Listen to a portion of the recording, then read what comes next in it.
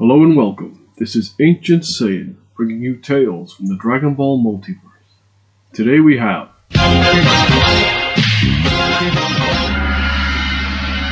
What if Goku never went to Earth? Part 2.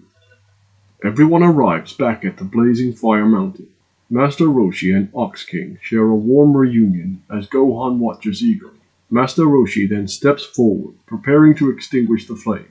Gohan notices his master's stance. Master, mind if I assist? Of course, Gohan. With your help, I won't even have to use my full power. Standing side by side, Gohan and Master Roshi take their stance. Together they perform the legendary Kamehameha, their combined energy surging forth to quench the flames. When the dust settles, the mountain is no longer ablaze. However, the castle has been destroyed in the process. Thank you both. I can rebuild my castle, but I could never replace my daughter. I'm forever in your debt. Gohan retrieves the Dragon Ball from the rubble, and as everyone says their goodbyes, he shares some parting advice for his old friend. Your daughter is quite talented, Ox. She might benefit from some extra training. The Ox King looks thoughtfully at his former mentor. It has been a long time since I've taken on a student. The group exchanges goodbyes, and Bulma and the others set off once more in search of the next Dragon Ball. A few days later, the group arrives in a quaint town to refuel. As Gohan stretches, his attention is drawn to two thugs harassing the locals. This won't do. Yamcha, come with me. Gohan and Yamcha walk over to confront the troublemakers. Leave these people alone and be on your way. The thugs, intimidated by Gohan's calm confidence, retreat. A short time later, the thugs return with their leader, a tall humanoid rabbit with a sinister grin. Boss Rabbit. Be careful, Master. I've heard he can turn people into carrots with a single touch. Sit this one out, Yamcha. Gohan calmly approaches Boss Rabbit. You have one chance to return what you've stolen and leave these people in peace. Boss Rabbit bursts into laughter. What's an old man like you gonna do? Boss Rabbit lunges at Gohan, attempting to grab him. Gohan effortlessly jumps back and retrieves his power pole, extending it to full length. Gohan begins spinning the pole with incredible speed, striking Boss Rabbit and his henchmen with precise, powerful blows. All right, we give up. Gohan, satisfied, stops and ties up the defeated Boss Rabbit and his henchmen. Gohan hands the tied-up criminals to the local police. The townsfolk cheer as the group drives away. Meanwhile, in a castle not too far away, Mai and Shu stand nervously as Emperor Pilaf berates them for failing to retrieve the Dragon Balls. You fools! How could you let a bunch of misfits outsmart you? Mai, looking at a nearby screen, notices something unusual. Wait, Emperor. The radar shows 6 Dragon Balls heading directly towards us. Perfect! Prepare for their arrival. The group is driving along as Bulma talks about her plans for the Dragon Balls. When we get all 7, I'm gonna wish for the perfect boyfriend. Yamcha blushes and glances away, thinking to himself, I could be her perfect boyfriend if I wasn't so shy. A short while later, the group approaches a large, ominous palace. The group cautiously enters the palace. As they maneuver through the halls, a wall suddenly drops behind them, trapping them in a room. Gas begins to fill the space. Be careful, everyone. The group succumbs to the gas and collapses unconscious. Moments later, the wall rises, and Shu, wearing a gas mask, gathers the Dragon Balls and brings them to Pilaf. The group begins to awaken.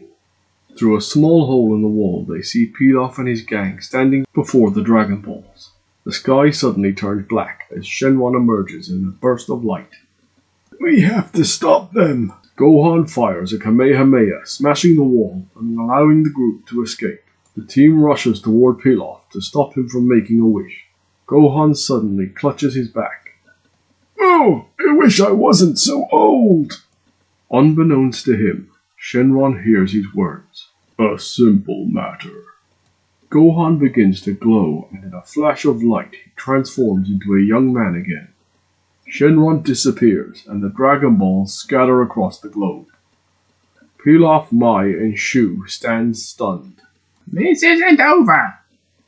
Seeing Yamcha and the now youthful Gohan charging towards them, the trio panics and flees. Gohan turns to Bulma, apologetic. I'm sorry, Bulma. I didn't mean to use the wish. Don't worry about it. Now I've got two hunky guys to protect me. Yamcha blushes, but finally builds up the courage to speak. Bulma, would you like to go out with me sometime? It's about time you asked. The group laughs as they set off, heading towards West City to escort Bulma home. Sometime later, the group stands in front of Bulma's large, luxurious home. Bulma and Yamcha are saying their goodbyes, a touch of sadness in the air. You better not forget about me, Yamcha. I won't, and I'll visit whenever I can. Bulma pulls Yamcha into a hug. Oolong rolled his eyes. Ugh, get a room! The group laughs before Bulma and Oolong wave them off. A while later, Gohan and Yamcha step out of a plane and walk toward the small iconic island home of Master Roshi. Roshi is sitting outside, sipping tea. Ah, you must be Gohan's new student. Where is the old man, anyway? Gohan steps forward, smiling. I'm right here, Master. Master Roshi spits out his tea, his eyes widening. Wait, Gohan? No need to ask what you wished for. It was quite by accident, but I'm not complaining. I haven't felt this good in decades. The two laugh and catch up briefly when a small boat arrives on the shore. The young boy, Krillin, steps off and approaches the house. My name's Krillin, sir. I've traveled far seeking training under the great Master Roshi. Master Roshi sighs dramatically, shaking his head. I guess my days of peace and quiet are over. But before you and Yamcha can train, you'll have to pass a test. What kind of test? Simple. Find me a beautiful woman for a date. Master Roshi points them to the plane that Gohan arrived in. This is our test? Consider it essential to being my student. Now off you go. Krillin shrugs, and the two boys hop in the plane and take off as Gohan watches, shaking his head in amusement. Some things never change. That's all we have time for today. If you like this content, please like, share, comment, and subscribe. This is Ancient Saiyan. Have a good day.